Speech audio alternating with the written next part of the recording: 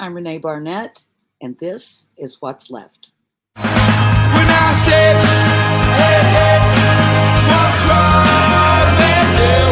I wanna turn you round upside down just to see you smile. You don't gotta be there, what's a bit more.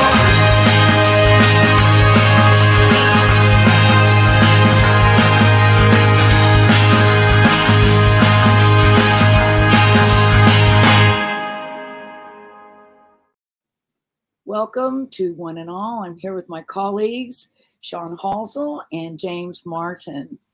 And this is What's Left. And so what we're going to be talking about today is fear-mongering from the right and how people are being intimidated into their vote rather than to be following what's actually best for them.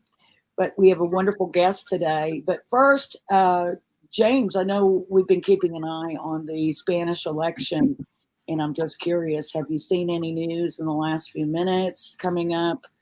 So I had a conversation with the First Minister of a particular territory, and it would seem that at least in, from all indications, that our worst prediction, which was that the right-wing Parti Popular, the so-called People's Party, and the very, I would use the term fascist, and again, just to say that a lot of people perhaps don't realise what they're voting for, or realise necessarily there's a very distinct lack of political education these days, know what fascism is, but early indications seem to suggest that the Socialist Party in Spain and the People's Party at the minute, very early days, latest updates are neck and neck,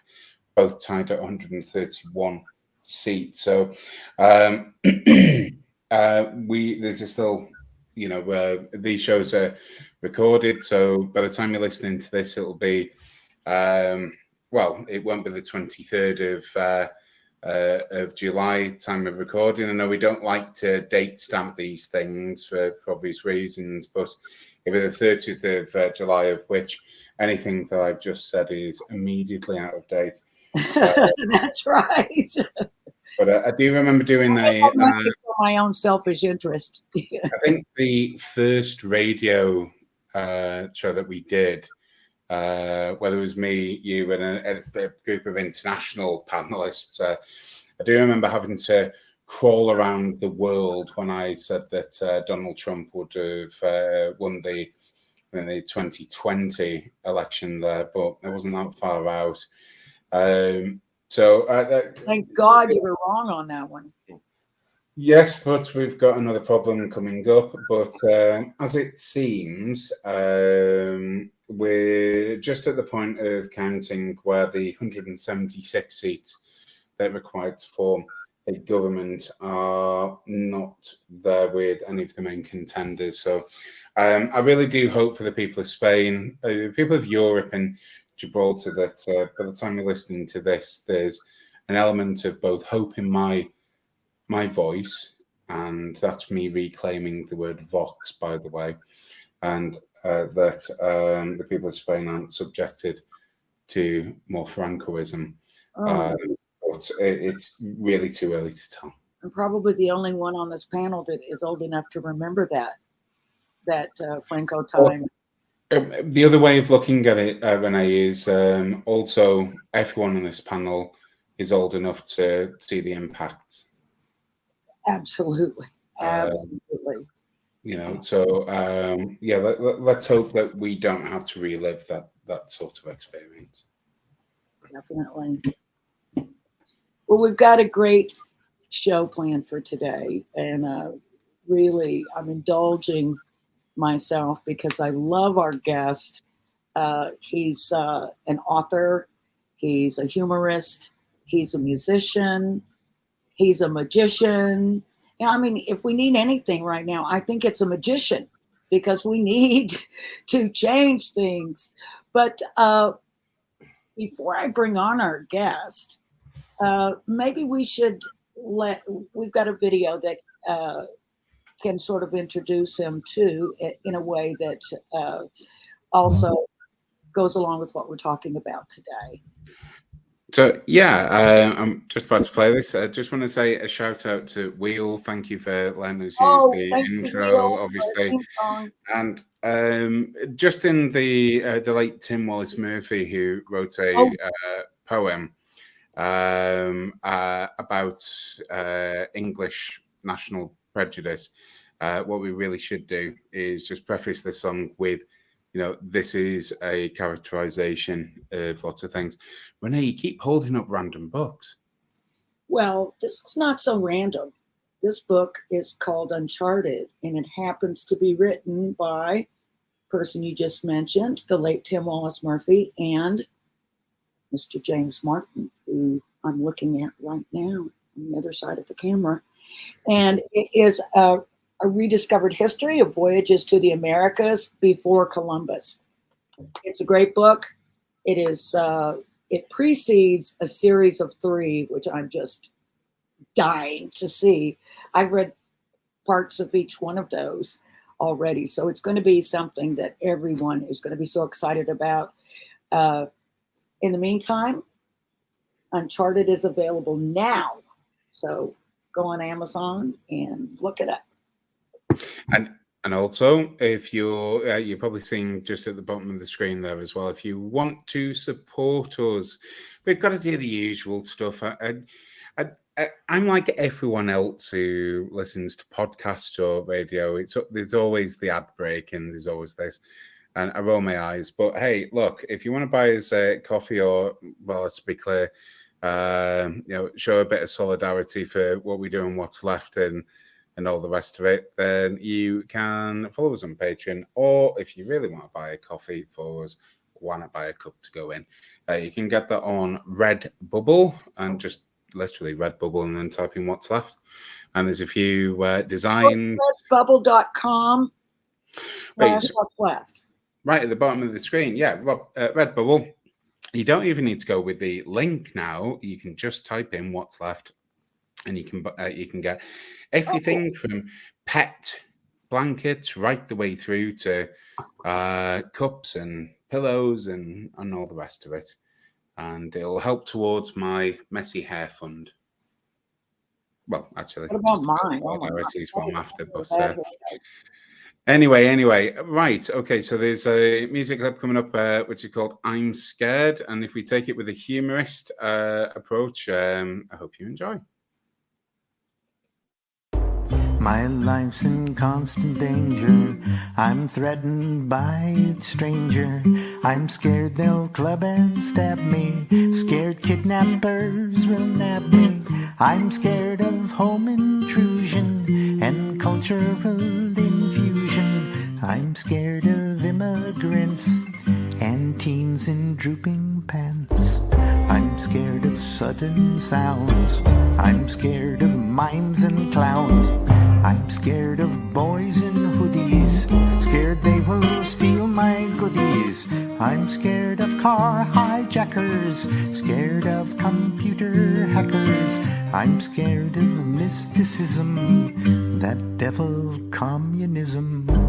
I'm scared of social welfare and universal health care.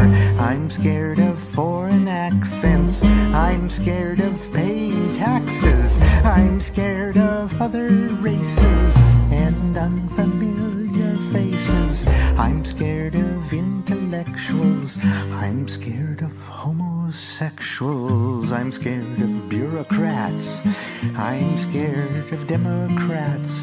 I'm scared of Satanists, scared of psychiatrists, scared of my medications, fear college educations. I'm scared of revolution, theory of evolution. I'm scared of Nox on my door. I'm scared of homeless and the poor. I'm scared that guys will disrespect me. I'm scared that girls will just reject me. I'm scared that I look like a fool. I'm scared just like I did in school. I'm scared My mother's ghost still haunts I'm me. scared Dad's disapproval taunts me. I'm scared of darkened streets. I'm scared of halal meats. I'm scared of NSA, UN and CIA. I'm scared of my own shadow. I'm scared of Rachel Maddow. I'm not an evil fellow. My spine's just painted yellow. I'm scared each waking hour. In dreams I cringe and cower. Scared that I have no power. Wish I lived in a tower. Scared of my powerlessness. Scared of my cowardiceness. That's why I carry a gun.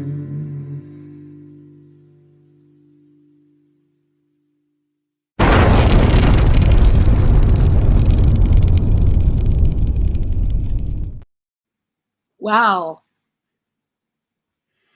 Especially What do you mean? frightened of communists and homosexuals. Whoops, that's me out of the picture. Well, that lets you out. Yeah, absolutely. And now Well, we have our guest, a true American treasure, often called the Mark Twain of the occult, Lon Milo DuQuette. Hi, Lon. Hello. Thank you so much for for agreeing to come and let us enjoy your music and your thoughts, your philosophies, and what you think about fearmongering that we're all experiencing from the right. Oh, I don't know what I think, but hello from the left coast of Yay! North America here. The correct coast. Well, The sanctuary coast. oh. Well, anyway, thank you for playing that song. I got a real kick out of writing that, and I'm not sure who made that cartoon. They just said, "Can we make a cartoon of your song?" And I'm so lazy. I just said, "Sure." So they did a fun little job with it. So thank you for playing it. Oh, it was wonderful. I really enjoyed it. I enjoy all your music. A lot of it definitely is laced with humor, which I adore. But so we've been, we're talking here with my two colleagues who are sitting on the other side of the pond. Currently, they're both in the UK, but James resides in France. Normally, he's traveling on business right now. So, we're kind of looking at things from a global standpoint. And, I can speak mostly to what's going on here in America that I see. And from my point of view, and I know that forever, I'll never forget my grandmother used to always say, oh, I don't know how much longer this old world's going to last. And it was always like, oh my God, the end of the world is coming. The end of the world is coming. Well, for everyone in America, it's still just about to be the end of the world. And so that right there is, fear mongering, just that whole idea. But yet what's funny is things that could really cause our demise, like climate change and gun violence and that sort of thing, they don't want to talk about. They just want to talk about how bad things are and not about what we could possibly do to change them and make things better for everyone. And I'm getting the impression that, this is not just an American phenomenon, although the gun part is, but but there seems to be a lot of unrest, a lot of rising up of the right again, which, many thought would never happen again. But we were discussing earlier about how with the, passing of the last World War II veterans, it seems like we've kind of like, oh, they're all gone now, so we just have permission to be as horrible as we want. We don't have to honor them anymore. So is that sort of how you see things? What do you see, and how do you view it? I know you probably have a different view of it, even. Oh no, from a domestic point of view, I'm 75 years old, and I was born in Long Beach, California, and Long Beach was a big U.S. Navy town. So in 1948, the environment of Long Beach was World War II should still have been going on. Okay, we were watching early television. Television was just starting to be popular, and we had the first television on the block, probably in 1951.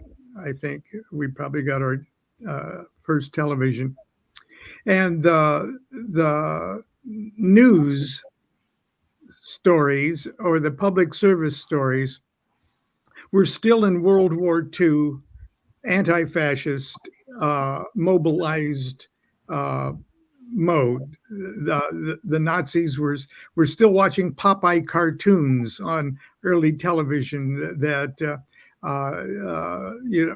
completely trashed Hitler and things like that. And it was just starting to become part of the consciousness of the American public what the Holocaust was really about. It was almost every day we got a worse and worse story and details.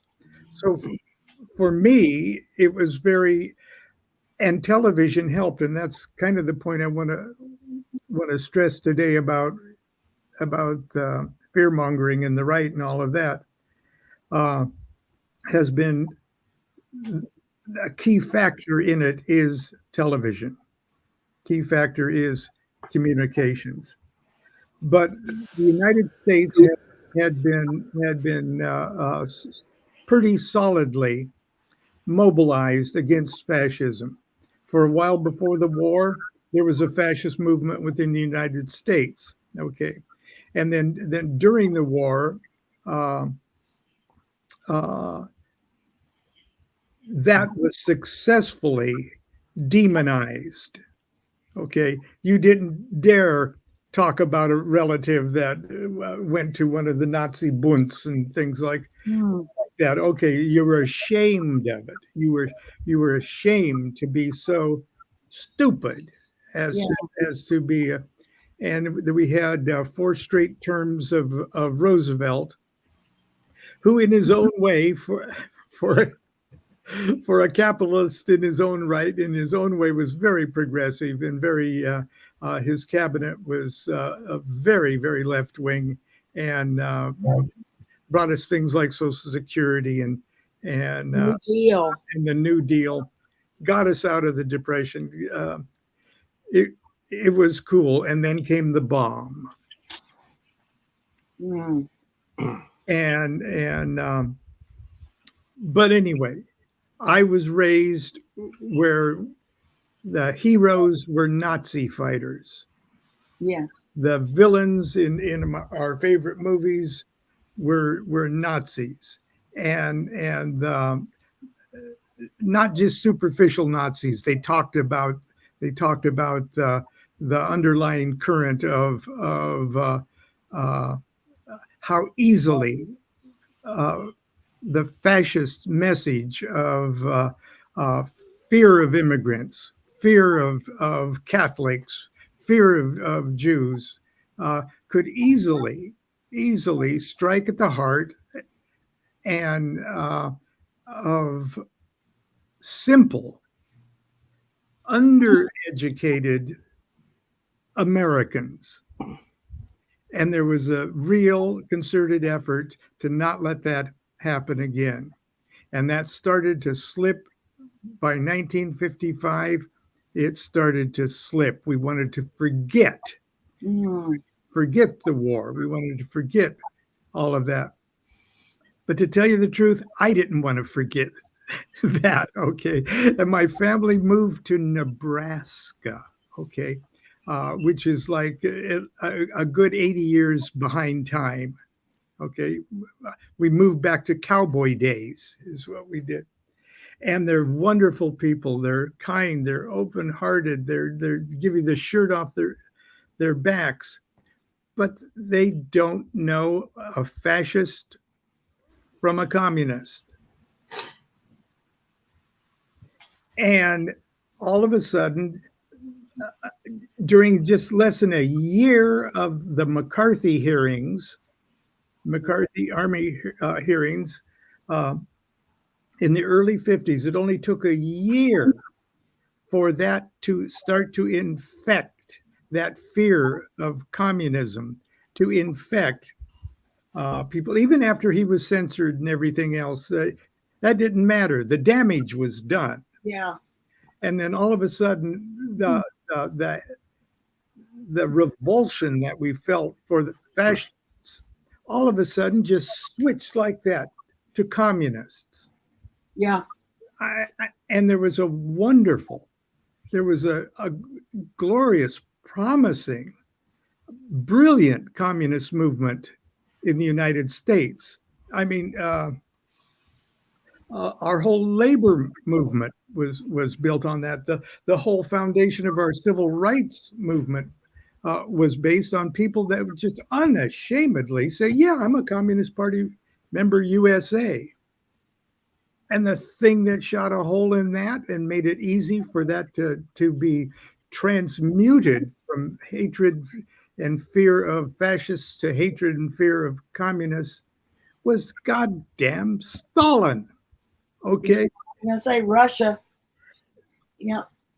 You know, Trotsky was down in Mexico hanging out with the Riveras and Frida Kahlo, gets himself assassinated. Okay. All of a sudden, it's easy for us to go, oh, all communists are this crazy cul-de-sac of communism over here in the Soviet Union. And now we've got a new world enemy.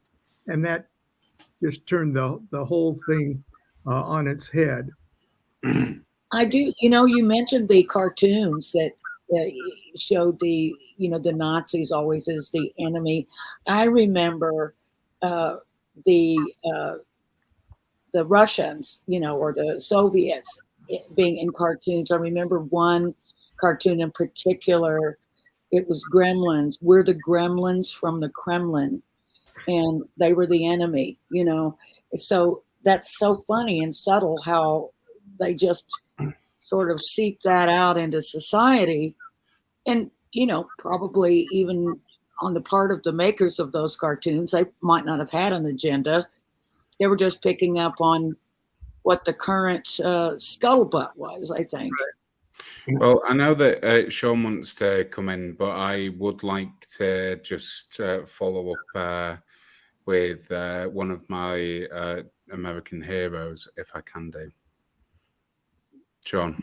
Absolutely. You go first, Joe. Well, I think, no, he's a literary hero of mine. Oh. But actually, one of my political heroes is unknown in the United States, but certainly unheard of in Europe, which is the Vice President Henry Wallace. And I think that really the rot started in the US. I think we can actually get it down to a particular date. I think we can start off with what happened at the 1944 Democratic Convention, Convention, where essentially under the pretense of hard-fought labor union rights of health and safety were then used to evacuate Wallace's supporters in favor of, the weak. I think he was quoted eventually by LBJ as being that thick he couldn't chew gum and fart at the same time. Truman. And I think the rotten purchase of the rest of the political class in the United States started when Wallace was booted out. A fantastic man, and I would really implore that we don't have enough time on this show to go into his achievements, but really, if you want to have a look at the real last socialist in US politics, it was Henry Wallace. Absolutely, and it's sort of following on from that. I've never heard the New Deal talked about as socialism, and do you think that played into sort of the Overton window shifting in America, where that was never really spoken about as socialism, so people don't understand what socialist principles are and how that can deliver for working people? And by not just owning it at the time and badging it up as the New Deal and staying away from those scary words like socialism and communism, that we've allowed the right to sort of just shift the Overton window right over to where they are. I compare it to how we used to never want to say abortion. We would try to, terminating your pregnancy, try to talk all around it because, like so many other words, was co-opted by the right to sound like something horrible, to be tantamount to murder. So it's interesting how words, can change a lot. Words are very important. Words are very powerful, and in the sort of the occult and spiritual realm, which I also have, both feet in. Somebody on an airplane will get in a discussion and they'll say, are you a Satanist? Okay. The word Satanist, in their mind, no, I'm not a Satan. Of course, I'm as a matter of fact, there is no such thing as what you think a Satanist is. Okay. Same thing. Are you a communist? I can see, like Pete Seeger and other people sitting in front of that committee not wanting to answer that question because the moron on the committee asking that question doesn't know what a communist is. Okay. And even though 20, 30 years ago when you first joined the Communist Party, because that's the only people that were talking about civil rights. It was the only people talking about equality for women and things like that. And the communists that they think is the new Hitler, know? And the words are so incredibly important. And when you can compound those words into a television show, into a newscast or a so-called newscast that you can see 5-6 hours a day and turn to another channel and give you that same bullshit stuff. Okay. I don't know. Lon, you're absolutely fine to use those words. I mean, okay. Please don't worry about it. Thank you. But the thing is, Lon, I just wanted to say that, again, the word communism, the Soviet Union wasn't communist. No. It used currency. Communism hasn't been tried for a long time. No. What they meant to say was this is a state capitalist autocracy or dictatorship. Right.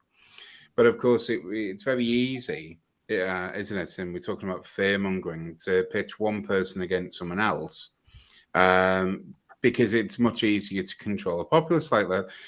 For most Americans I've met, they seem to be, well, like most of the humans, socialist. It's just they don't like the word because it's been twisted and maligned into such a way that it's essentially like admitting you're some sort of murderer. And actually, socialism is the default setting for human beings. I think so. Absolutely. Well, I'm going to use that quote because that is absolutely. Lon, let me give you an example of this. So, when you're born, if we want a conservative baby, I'll point out a dead baby. A selfish, individualistic, let's go with it, racist, homophobic, sexist, etc. baby is a dead baby. No, for 18 plus years, that baby requires the help of the rest of the community. That is socialism. And no baby is born with hate. It's born with dependency and, I suppose, again, default of being love and all of the rest of it. These are inherited traits from what really is the scourge of our society, which is our addiction. And I use that term deliberately, our addiction to capital and money. Sorry, Sean, you wanted to come in? No, that's I'd agree with everything you've just said. Yeah, we don't get as a species to where we are without looking after each other, and in that sense of community, that is the story of humanity. Is we look after each other.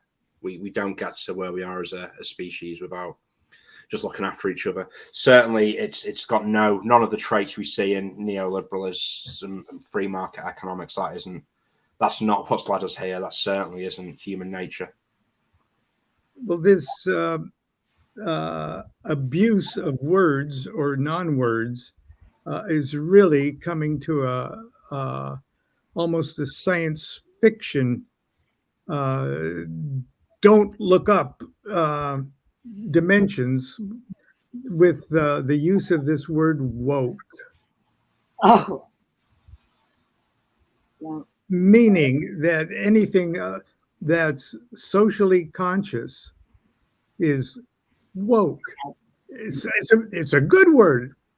I spend my whole day trying to be woke. Okay, I'm trying to wake up. That's my whole spiritual. That's my whole reason for breathing. That's the reason I'm here, is to wake up. Buddha said, "I didn't do anything. I woke up. That's all I did. You don't have to do anything. Just wake up." And the misuse of that. And have we all seen the movie Don't Look Up? Yes. It's happening. It's happening right here. Wokeness is awareness of the extinction of 70% of the animals on the face of the earth in the last 100 years. Okay. Woke is consciousness of that. Woke is consciousness that next summer is probably going to be so hot that most of the people that don't want to be woke are going to be fried woke. Okay. Fried unwoke. Yeah. And they're starting to use it as a political cudgel. Yeah. Well, it's easy to keep us both, to keep us all fighting amongst ourselves with the never-ending list of labels. And really, what all this is the celebration of the individual. Everyone must have their own label. And so everyone thinks individualistically instead of realizing, the term middle class irritates me. We were saying just before the show about translating from American into English. Yeah. Into traditional English from simplified, I think I said. But anyway, that was the installation disc for Carter. Really, what on earth are we talking about with middle class? You're not. It really is as simple as this. If you have to work for a living, what class do you think you're in? Because it's not upper lower class, it's not lower upper class, it's not the equities. If we go back to Rome, give you a big clue, and it's in the name. Working. You have to work for a living. You're working class. If you don't, you are a capitalist. You have exploited workers in order to feather your nest to the point where you don't care anymore whether or not the planet's frying, because you're what I call a Mars hole. In other words, one of these people who just wants to leave us all abandoned on the planet we evolved in so they can go to Mars. That's the way that it really is. And the more we keep fighting each other and accepting these, woke is the current label. If we overcome that as workers and what have you, then there'll be another thing to call us. I mean, let's be clear. You guys went through McCarthyism, where it was communism that was used as the the house of un-American activity. Yeah. I mean, compare and contrast that to something that might have been said in German, during the 30s and early 40s, and that. It's utterly crazy. I mean, it's copy and paste from the Catholic Church, isn't it? And the Inquisition. So yeah, well, it's still around today, exactly. So the more we're fighting about, here's a label. Here's the thing about woke.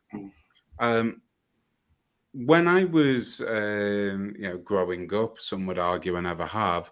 I certainly didn't have the word woke. Now someone else has identified me as being woke, and I say this as well about the LGBTQ plus community. Well, here, the Romans didn't have a term for homosexual, nor teenager, nor for quite a while spring. Everyone was just either in love or did whatever they want. Then people, the Victorians usually, come across and then give you a label. Well, this isn't, unless this label is coming from the working class, I'm not interested in it. I don't need another thing to identify as, so I can disagree with someone else who doesn't identify the exact same way as me. All we want in life is the common treasury of this planet, and that includes the common treasury of humanity. Ditch some of these labels before we absolutely destroy ourselves. The planet, and I repeat this again, the planet will recover from us after we've wiped out many species and including ourselves. But the more we go from tree huggers to, again, woke, I forget whatever term they're using for just up oil. The more we're doing this, the less we're actually, it's like your house is on fire. God, it's getting warm here. Ah, yes, but look over there. Right now. But my house, I think I'm on fire now. No. Woke people, trans people. Ooh, the drag queens. No, drag queens are the biggest danger that we face in America today. Although we've had drag queens, drag shows, as long as I can remember, there was a great place here in Los Angeles, Proud Mary. I'm listening. No, that's usual on shows like that. I just want to say this. I was sent something today which both made me laugh and also made me think yes. And it says, first they came for the transgender, and I spoke out immediately, even though I'm straight and cis, because I've read the rest of the fucking poem.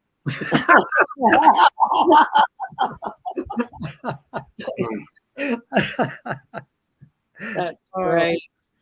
I've never heard that one, James. That's wonderful. That's a good one.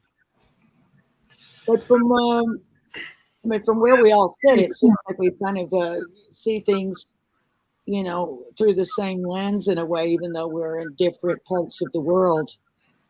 But I just wonder, what it is.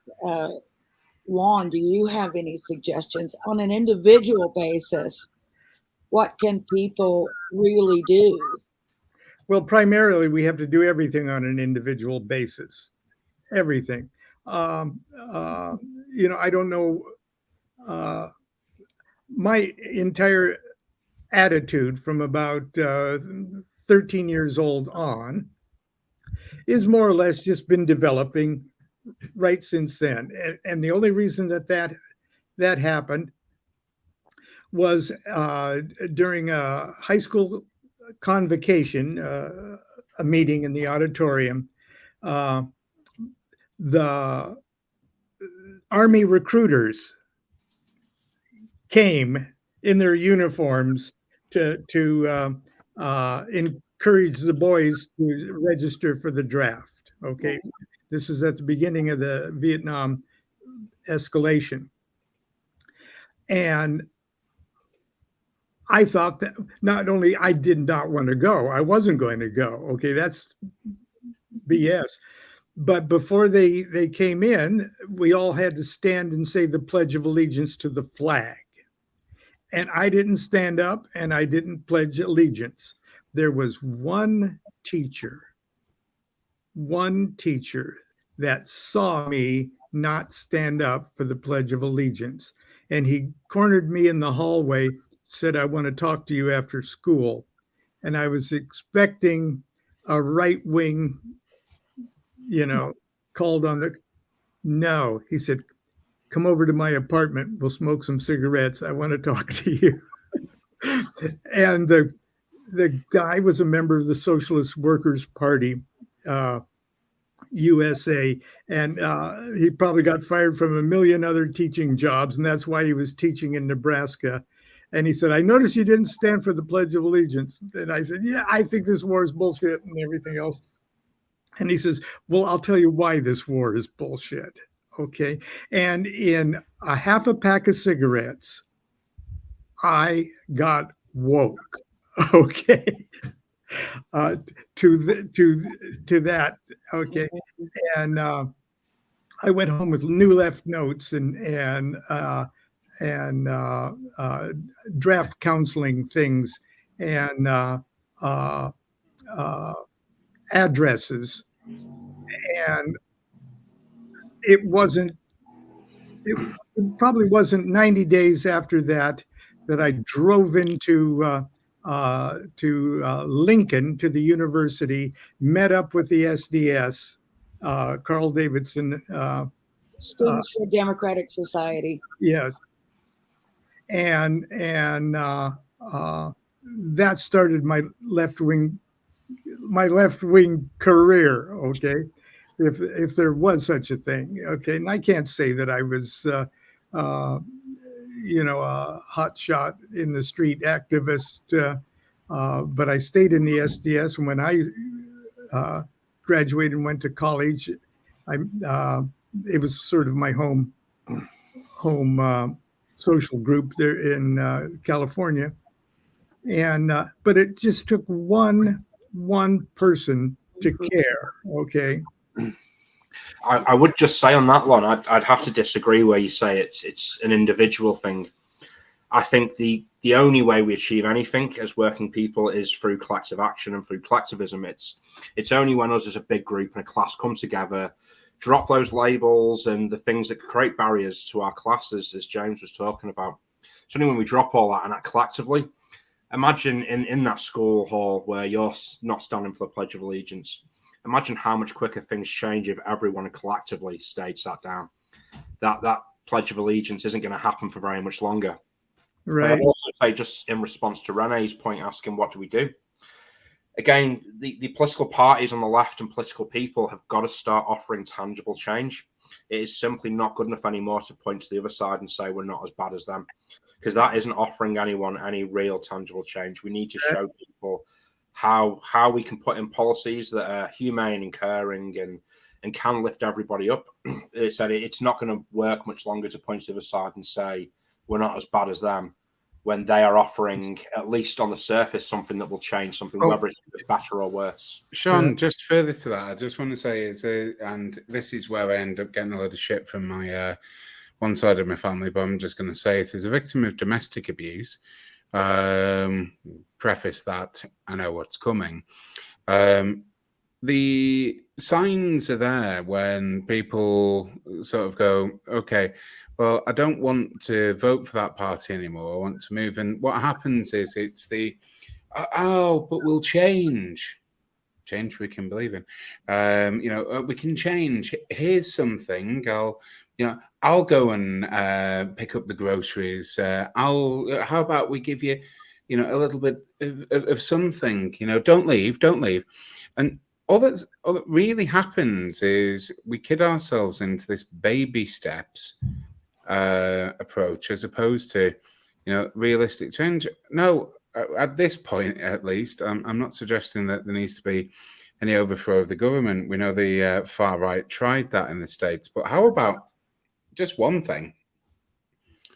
Before all of the private healthcare companies who pretty much control Congress, how about just before all of that, everyone kind of says, well, tell you what, the most progressive party might just want universal healthcare.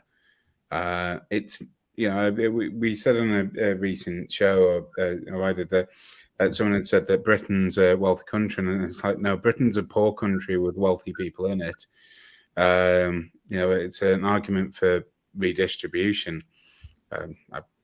My own thoughts is that we have money that expires, but hey, there we go. But in the United States, wouldn't it be good that instead of giving you a MIC token, that instead the entirety of the healthcare system is in public hands, free at the point of use? But back to what Sean was saying, I totally agree that we definitely have to come together in order to make big changes. But I think on an individual basis, we have to come to some kind of terms ourselves first before we can even go out and then band together with people of like mind. And I guess I'm thinking about possibly, where you have someone maybe in your family that has been duped by the propaganda from the right, who's a big Fox News, Tucker Carlson guy. And, that has to be spoken to on an individual basis, especially if it's someone in your family. So it's like, where does one start? I guess is my big question. Well, if we argue on opinions, we tend not to get anywhere. Yeah. Instead, we argue on facts. Subjectivity, it never works against objectivity. Comment is free, but facts are sacred, as someone once said. That's the notion. Sorry, Lon.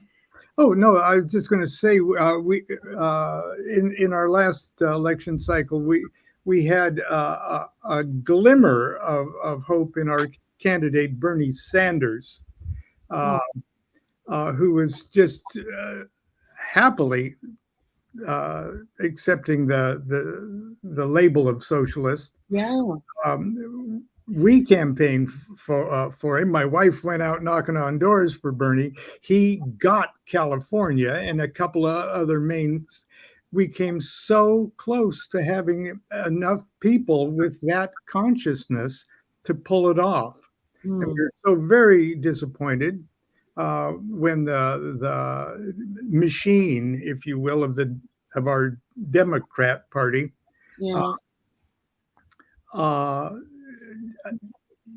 pulled the plug on him. Okay, it was very, very, very discouraging. Oh, let's say it as it is, Lon. The Democrats rigged it. Of course. They presented people who said, "Oh, this state goes for someone else," and for Biden. Well, actually, no, that wasn't what the caucus said. And then, don't worry, there's a fail-safe to stop workers and people getting somewhere, because then they've got super PACs. So we're back to the abusive relationship. You're trapped in a marriage that even the people who you want to represent you can't, because there's always some terms and conditions you've not read.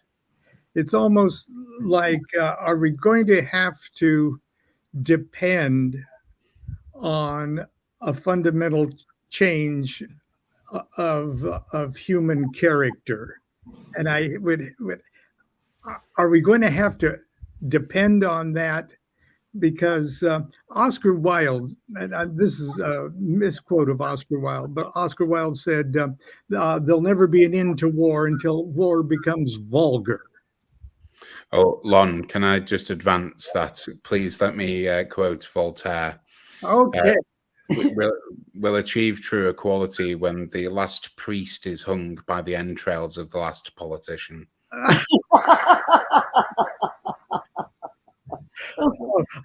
I think that's a good way for us to wrap up with. That's a tough act of.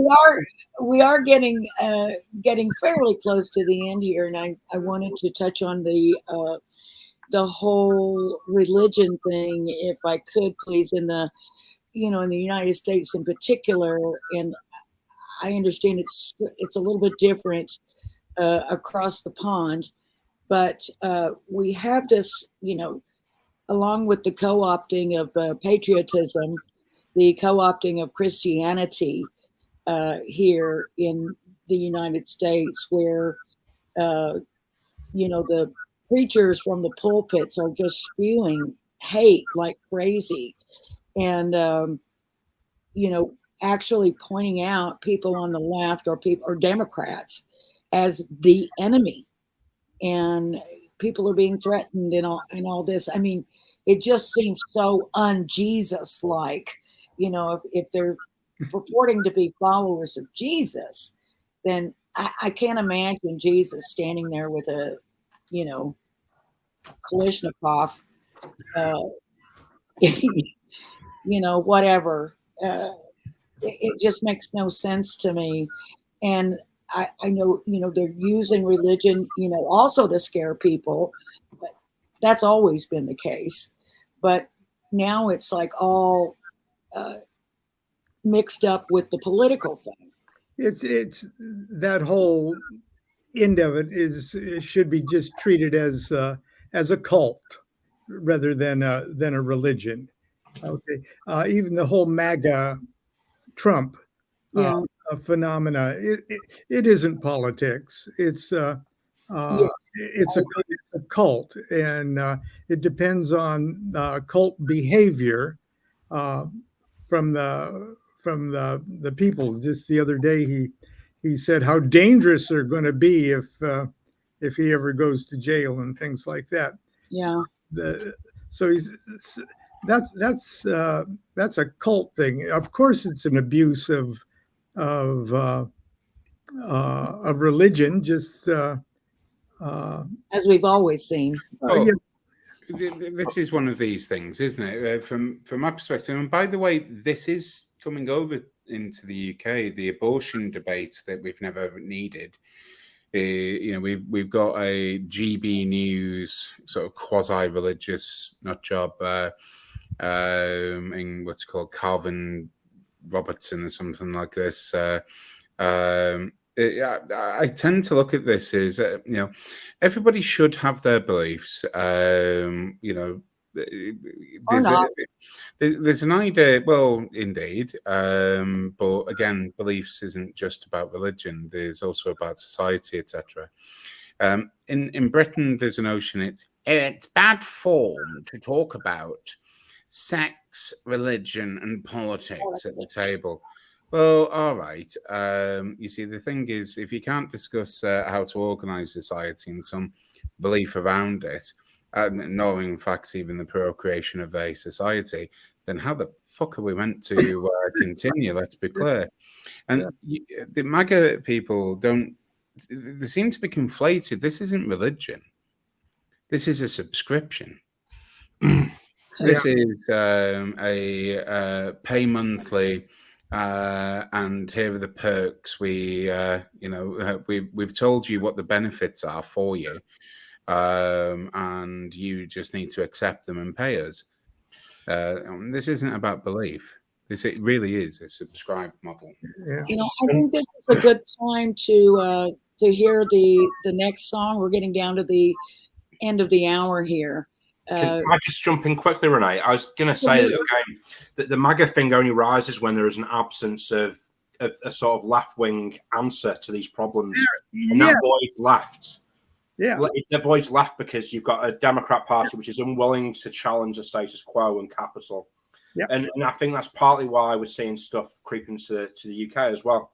That void, and we're not willing to have them conversations and sort of challenge the establishment ourselves from the left. So we let the right challenge the establishment for us. And absolutely anyone who's got an anti-establishment view is going to look to them because at least they're talking about it. So let's go and jump on that train. We need a 35-year-old Bernie Sanders. Yeah, we sure do. There's plenty of them. I'll jump over. I've seen some young people in Congress that are looking pretty good. There's plenty of them. It's just, well, the media doesn't like to promote them. Yeah. I'm going to sign out and just say, well, look, what's left is a long struggle. It's always been the case. The conflation of politics and religion has been the struggle since the fall of Rome, at least in the West. This isn't anything new. It's just the way that we approach things that has changed. We formed from the peasants' revolt in England to a little spat that you might have heard of, something about the 4th of July, something rather like this, to the French Revolution and Bastille Day. We know that when we come together, we can achieve many things. We eradicated polio with the kind offering to the rest of the world. We achieved the New Deal, the NHS in Britain. We can do a lot. I can't. And that is from a socialist and LGBTQ plus person. And if you don't like it, don't care. I've been James Martin. I'm Sean Halsell. And I'm Renee Barnett. And I'm Lon DuQuette. Hit the music. Here we go.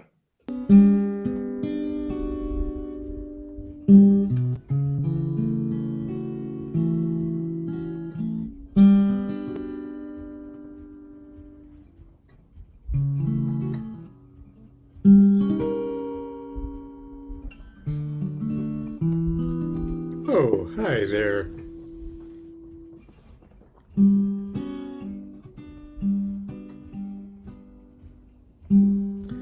I do not care who you worship as God.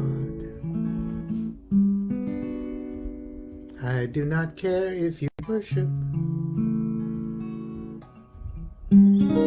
I don't care who you pray to.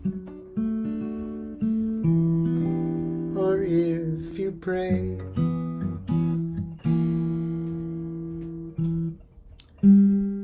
I do not care if you're Muslim or Jew, Jain, Hindu, Christian, or Buddhist.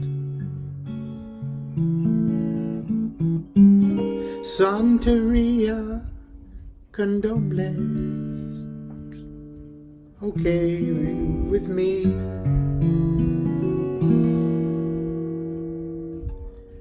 You might believe in a scripture divine. You might believe in the Bible, or in words from the Quran. Elron, or me. But if your faith needs to conquer the world, if your God needs more converts, if you've been told there'll be no peace on earth as long as there are unbelievers, if you believe that you'll never be free, until you're dead, cold, and buried. It's not religion. It's politics. And you've been had.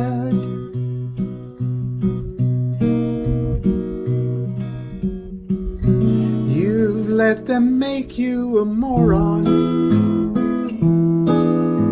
bamboozled to worship a devil.